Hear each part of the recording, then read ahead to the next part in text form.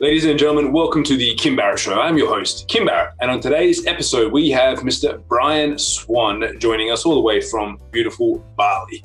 Now, if you've ever wanted to find out what it's like scaling a company from 8 staff to 50 staff, starting a completely new e-commerce brand because your daughter said that you have no excuses left, or what it's like to travel the world with your family, this is the episode for you. We cover off on a huge range of things in just 30 minutes.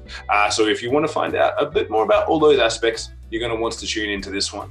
And of course, if we can ever help you with your marketing, just head over to marketingmogul.com.au. You have all of your needs covered. But until then, let's jump into the show.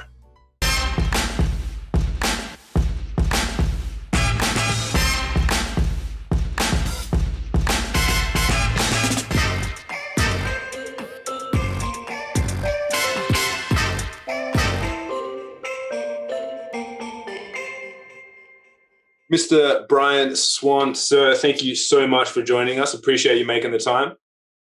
Oh, I am more than excited. I woke up at 4 a.m. today, Kim, just reeling with anticipation for today's call. I love it. And of course, I've got to kick it off the same way with every podcast, every time, which is if I met you at a party and we were, sinking away a couple of nice glasses of red wine, and I said to you, Brian, what is it that you actually do? What is the go-to answer? Well, I'm Brian Swan. I'm the founder of the Unstoppable Beard, which is a beard product line for men. And I'm also the co-founder of the Unstoppable Branding Agency, where we get people like yourself featured in top-tier magazines like Forbes, Inc., Entrepreneur and Success. I love it. And I knew that Brian would be able to answer this perfectly, because if any of you guys have scroll back to an episode we had with the lovely Miss Rhonda Swan, who is his wife, she is a gun and she makes sure that it's drilled into everyone that comes across her path. They better be able to answer that question and answer it with vigor. And I think I need to even just polish it a little bit more. So thank you for the reminder on that. And Rhonda will be grading me on it, so I will be in trouble on this. Now, I've got to ask, so you've got Unstoppable Beard, Unstoppable Family. Obviously, you have an amazing young, now pretty much teenage daughter, I think, Hanalei. 14 years old, Hanalei is.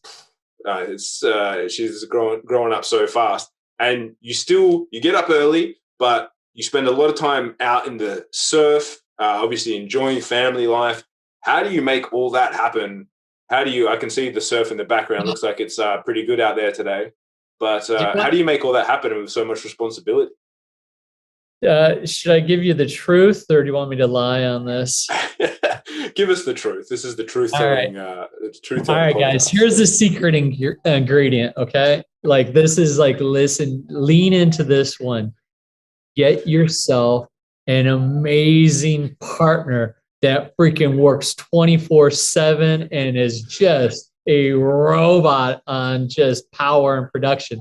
And that's what I did when I invested myself 23 years ago with Rhonda. I saw this and I'm like, all right, that's how I make the time. Now she's incredible. My wife, we've been together for 23 years. And, for us, we've been working both in corporate world. I was a robotics engineer for a decade when I met Rhonda. She was in the pharmaceutical industry, and she was a high executive manager in the Western region, and we met.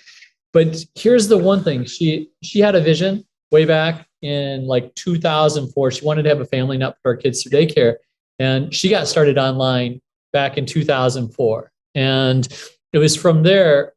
I was at that point, what the heck is she doing? She went to a cheesy website. There was no YouTube, had just came out. Facebook doesn't exist.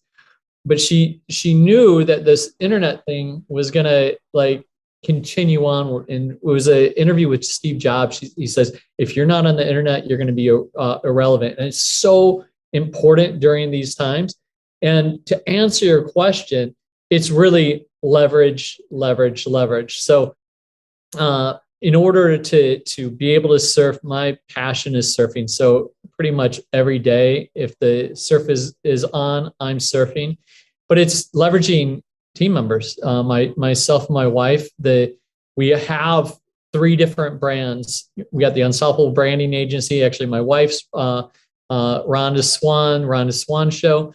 And I started the Unstoppable Beard Company last year. And I did it solely out of how to learn e-com, to build a different brand. I wanted to learn how to sell my daughter's products even more effectively, because she's had a eco-friendly fashion company since the age of, well, she started at 9, but she made 6 figures at the age of 6.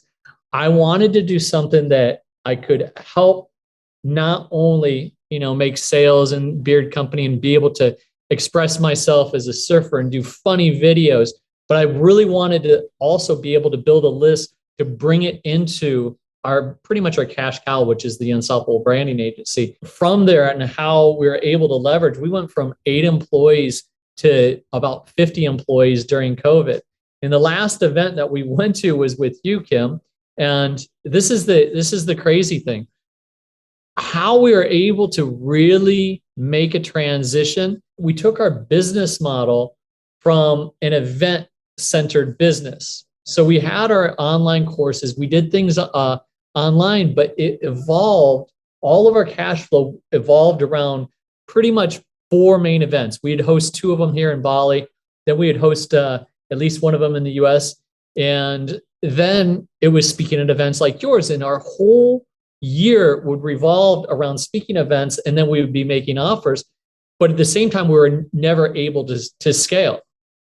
And it was during COVID, after we went to your event in Perth last year for your social voice, is that we were like, okay, we're in lockdown now. What can we really do? We need to build our systems out. And from there, we started hiring on the right people, bringing the right people on board, doing stuff that we knew how to do, but we didn't like to do, and empowering them in order to take on those roles. So now, for myself, I've taken more surf trips over this last year during lockdown through Indonesia. I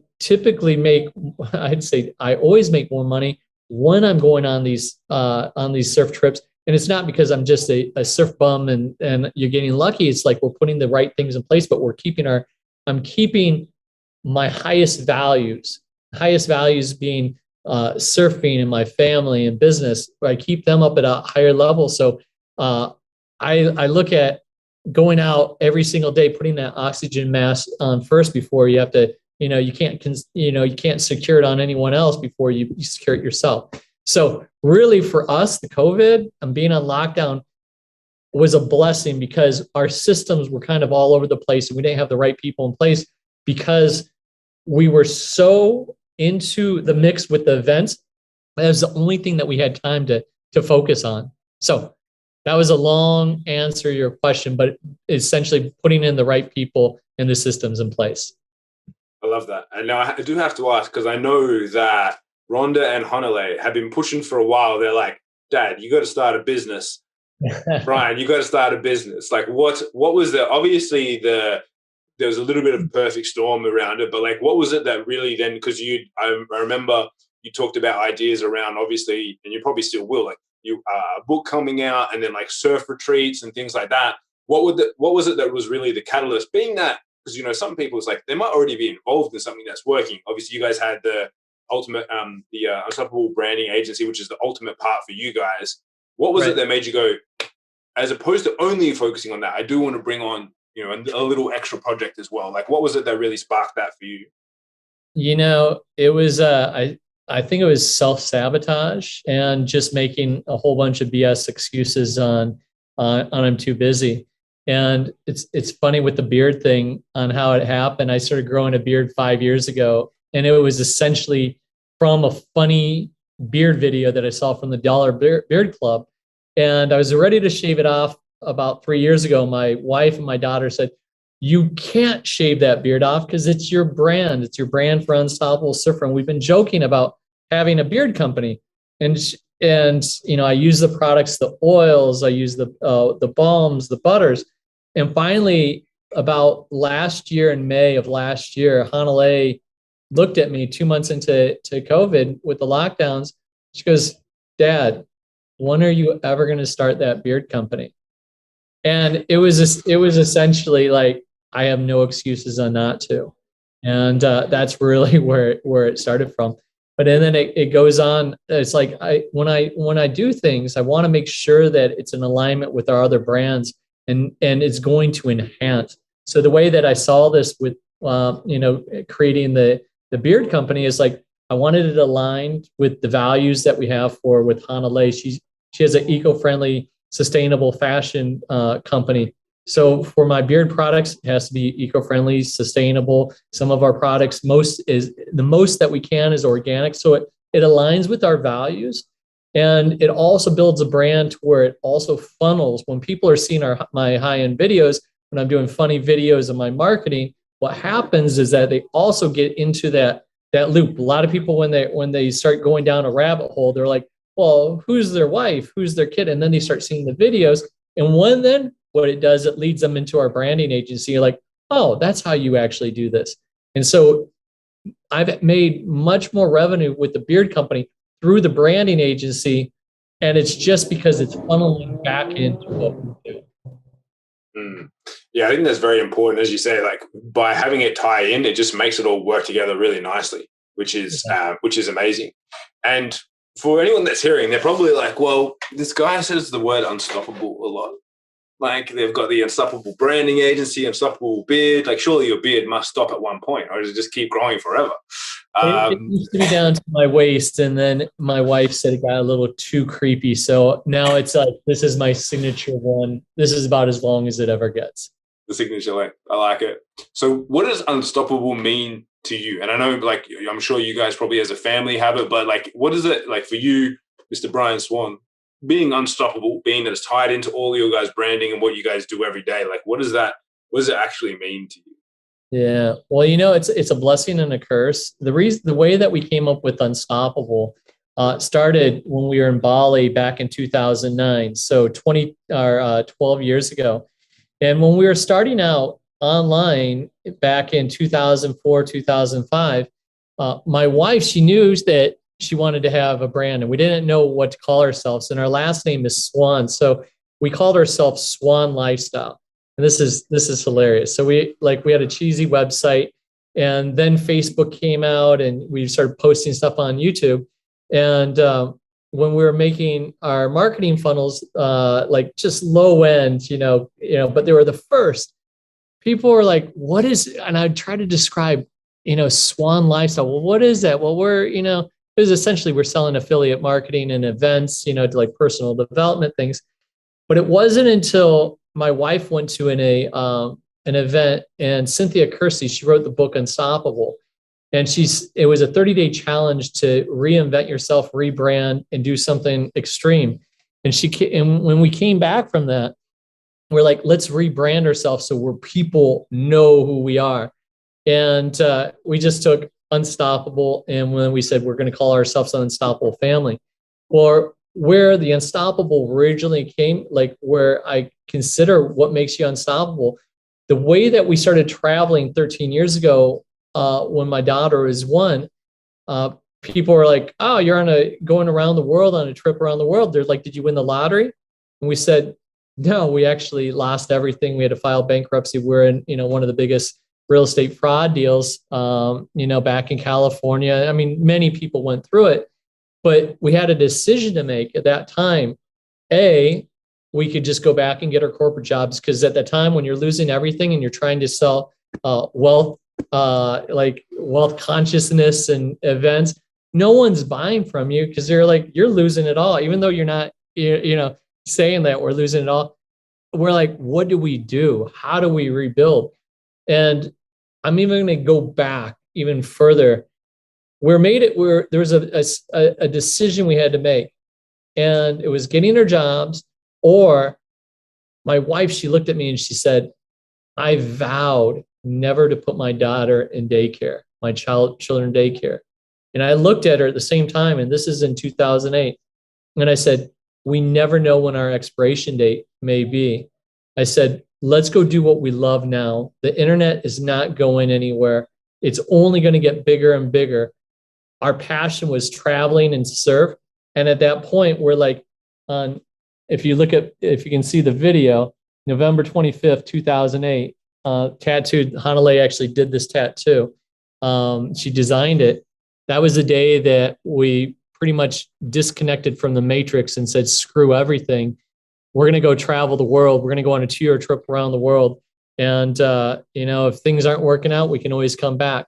So being unstoppable to me is like, no matter what obstacle gets put in your place, you have to go do what you love now and make no excuses and no apologies for it.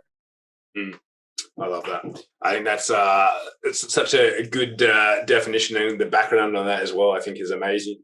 So with that, is being unstoppable then, being that you guys have been traveling for so long, really kind of, for anyone that isn't aware or know in the terms, like some of the first, digital nomads of people just traveling and doing stuff online and kind of being at the forefront of that, to then obviously starting a pretty big company now with the Unstoppable Branding Agency.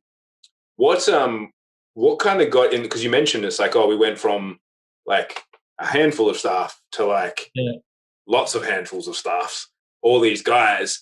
What kind of got in the way, and what did you have to push through from that perspective? Because obviously the grit and the grind and the hard work that you guys know how to put in and have done for all this time will get you so far. But then obviously scaling that fast in that short period of time, did you hit up against any roadblocks, or like what kind of happened in that regard?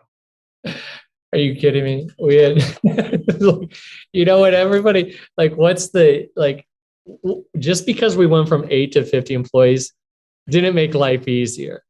But what it did, we put someone in place that was, to help scale and to grow and to hire. And this was something that we just never did.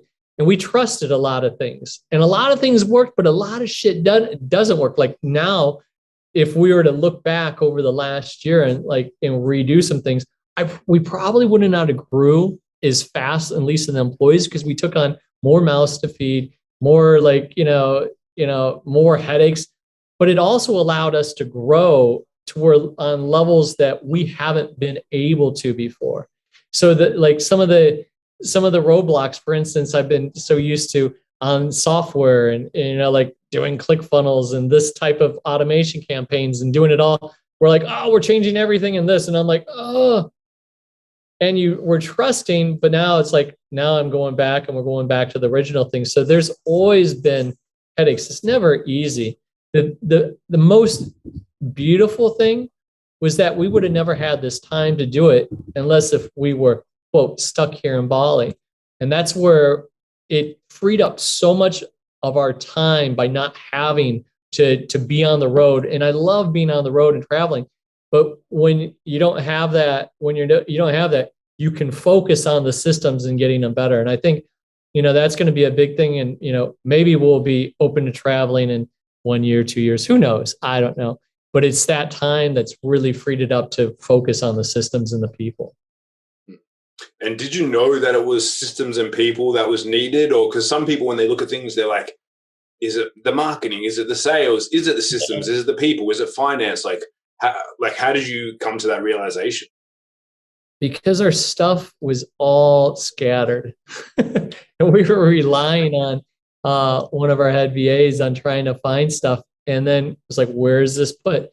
So we realized that we can't scale a business with new marketing. We can't scale it with different products. The only way we can really scale and get ourselves out of the day-to-day grind of being Rhonda. Before it used to be just Rhonda and myself, and we used to do all the marketing, the funnels, and we'd have help, like for instance with yourself on the, some of the marketing, but we were pretty much all hats. And the realization point was that things were so scattered that we didn't have standard operating procedures for different employees when people come and go. And then it was just like starting over. And it was one of these things that we've known for the last probably 5 years, but we're so busy, we didn't have the time to actually take care of that. And we're like, okay, once we get our systems in place and we have a system, then we can start doing different types of marketing and different types of funnels and different. So that was just one piece of the puzzle that we had to get as a real foundation before we start doing a whole bunch of other marketing campaigns. So that was our focus. And now what we've also did, this was a big thing, was we were making new offers and selling different products pretty much about every 2 to 3 months.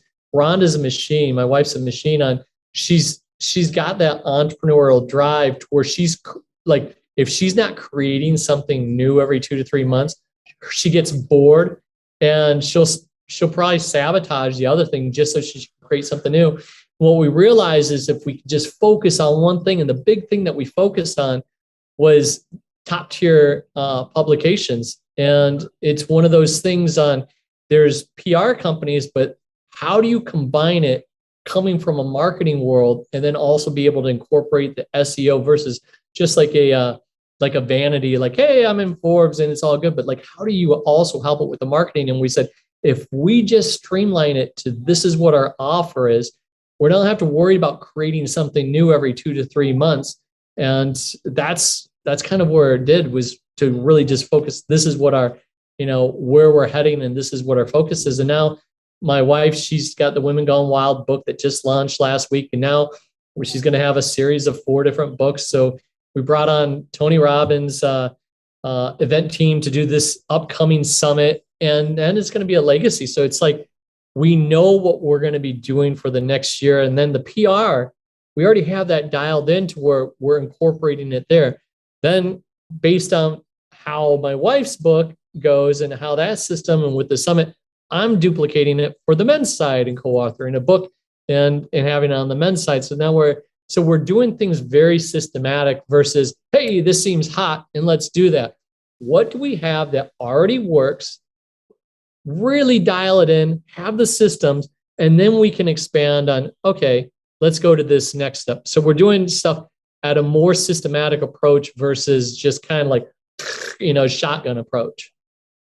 I think that is so important, especially as you say there, because it is, as a entrepreneur and business person and seeing new stuff pop up, like when you first start a business, it's all about grabbing what's new, what's working, and like pushing things out and reiterating and doing things. But if you do want to scale, you do have to kind of make it boring for you. You have to make it methodical and systemized and step by step, which for you as an entrepreneur, I'm sure there's probably been times where Rhonda's been like, I just want to make something new and do something crazy. And then you're like, cool, go for a surf, or go in the jungle for a week or something like that, instead of coming in here and blowing stuff up and create a new product. Like, go and get your exhilaration from somewhere else. Yeah, that is like one of the people that we brought on. It was, I can talk, and Rhonda can say things to me, but if you hear them from somebody else, even though it's the right thing, finally he's like, we have to focus on just one thing. Go off, and my wife, we've been doing a lot of self-work this last year, going off, into the jungle, doing 6-day water fasts and focusing ourselves, getting creative, getting ourselves out of the daily just fire and, produce, but actually go away, work on ourselves, not only for ourselves individually, but then also as a couple. And it's helped our marriage. We've been together for 23 years to be able to coexist under the same roof. But then also, we're not doing the things that we hate or just dislike. We're bringing in the right people now, So now Rhonda doesn't have that syndrome of new thing. We got to do this. We can add new things, but it's got to be under the core, And I realized that while I was building the beard brand out, this is a long-term play for me. It's not like I'm coming in and I'm going to be making millions of dollars on selling oils and beer and balms and butters. I know it's a long-term play. And that's how I actually came into the marketplace on this, because when I'm building this, it's building my brand. It's building, like, who is Brian Swan? So when people go, Instagram marketing's working extremely well for us, right? Like extremely well, whereas Facebook used to be where we had all of our marketing, our campaigns going. But now when people are coming through, they start going down the rabbit hole of like, okay, Rhonda, she's got this Help Me Rhonda show. But then they start looking at me, And then they just like, oh, he's building this beard company. Oh, look at the daughter. So it's all like into this pot. We got this big umbrella of the Unstoppable family, but under this big marketing umbrella, that's where we have Rhonda, Brian, Hanalei, and then we have this big Unstoppable branding agency. Income's coming in from here, but what happens, it gets sourced down to pretty much what our cash cow is with the branding agency. Love that. I think that's such a good way of structuring things, and you guys always do stuff with the foresight and thought behind it. So I love that. And now, Brian, as we get towards the end of our chat here together today, I always have to ask: is there a question that I didn't ask you that I should have? You know, I'll touch on this. I don't know if it's a question, but I'll make it as a statement because I speak on this a lot. And this is, my father, he died of AIDS when I was 16 years old. But from the age of 11 to 16, I got to witness death. I got to see to where my father never knew, like when he was diagnosed with AIDS, and this is back when Liberace, the singer from Queen, and all these people are dying. It was like a death sentence back then. And he didn't know if he had 6 months to live, a year, 2 years. Fortunately, he left 5 years on his life. And the beautiful thing about it was he got to live the bucket list, like the bucket list movie. If you've seen that, it's about going to do the things you really wanted to do, check them off before you die. And having that being instilled at me at such an early age, I don't take life for granted. And, when we lost everything, we went from, multimillionaire status with houses and money and to losing everything. But it comes to that point on you have to do the things in your life for what you love because you're never guaranteed another day. And I learned this from Tim Ferriss. And he actually, his book, The 4-Hour Workweek, talking about the mini retirement was, man, you can go travel and do the things. If you have, something that you can work online, have systems in place, you can go live your dreams. So like when you're making excuses, it's like even the beard company, like, Dad, when are you ever going to do it? It's like, I just ran out of excuses. I'm going to have to do it. But the thing is, there's never a good time to do anything. There's always going to be every excuse. And the only times to where you have a revelation is like, let's say you get cancer or some life-threatening disease, right? And you're like, I only have so much left. You start changing your patterns on what you do. I challenge you, if you're like, just say, I only have 3 years left. What are the things that I'm going to be doing today? So that's what I really want to hit on, because there's never a right time to freaking go and do the things, but you just have to make it as if I only have this amount of time, and then you just act upon it. Because, man, if you're not doing what you love, you're going to have this like empty thing in your soul and always go, what if?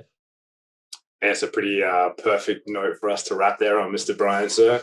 And for anyone that's been listening to this and they're like, cool, I want to find out about the UBA, about the beard company, all that sort of stuff, where's the best place for them to connect with you online and find out more about what you're up to? Go to my website. It's official Brian Swan. Don't confuse it with the other one, but it's official Brian Swan, and everything's linked there to Unstoppable Beard, Unstoppable Branding Agency, my daughter Hanalei, everything, but it shares everything about myself, our Unstoppable family. Officialbrianswan.com.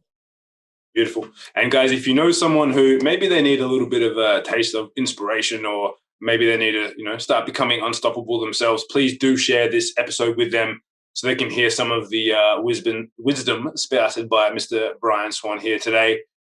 And of course, if you like this episode, make sure you get it out there as far and wide as you can. And of course, Mr. Brian, thank you so much for joining us today. I truly appreciate you making the time. Thank you very much, Mr. Kim Barrett. Thank you, sir.